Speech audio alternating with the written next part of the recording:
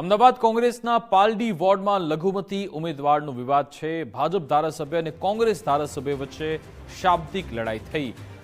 ધારાસભ્ય અમિત શાહે કહ્યું કે કોંગ્રેસ તૃષ્ટિકરણની રાજનીતિ કરી રહ્યું છે।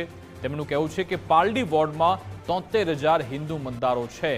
તેની સામે ઇમરાન ખેડાવાલાએ પણ નિવેદન આપ્યું। તેમણે કહ્યું કે પાર્ટીના સમીકરણ પ્રમાણે કોંગ્રેસે પાલડીમાં ટિકિટ આપી।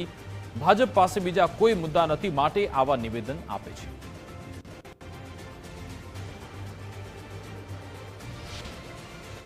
વર્ષોથી અમે કહેતા આવ્યા છે કે કોંગ્રેસ મુસ્લિમ તુષ્ટિકરણ કરી રહી છે। એનો આ જીવતો જાગતો પુરાવો છે।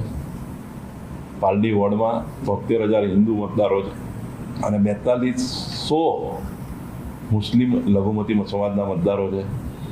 મુસ્લિમોની પરિકલ્પના છે જુવાપુરાથી જમાલપુર વાયા પાલડી વાસણા।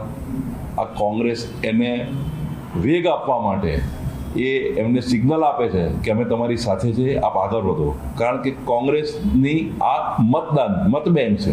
જ્યાં જ્યાં મુસ્લિમોના દન બંચ છે ત્યાં કોંગ્રેસના કોર્પોરેટર છે, એ આપ સૌ જાણીએ છીએ।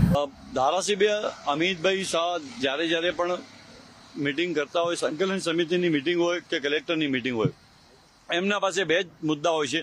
એમને જમાલપુર વિધાનસભાને ટાર્ગેટ બનાવવાની હોય અથવા દરિયાપુર વિધાનસભાને ટાર્ગેટ બનાવવાની હોય।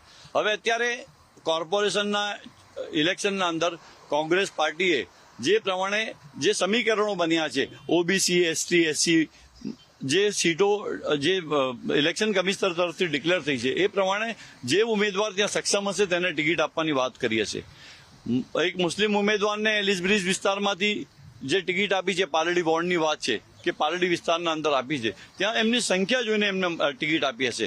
પરંતુ ભારતીય જનતા પાર્ટીના લોકોના પાસે હિન્દુ મુસ્લિમ સિવાય કોઈ રાજનીતિ કરવાનો કોઈ બીજો મુદ્દા નથી।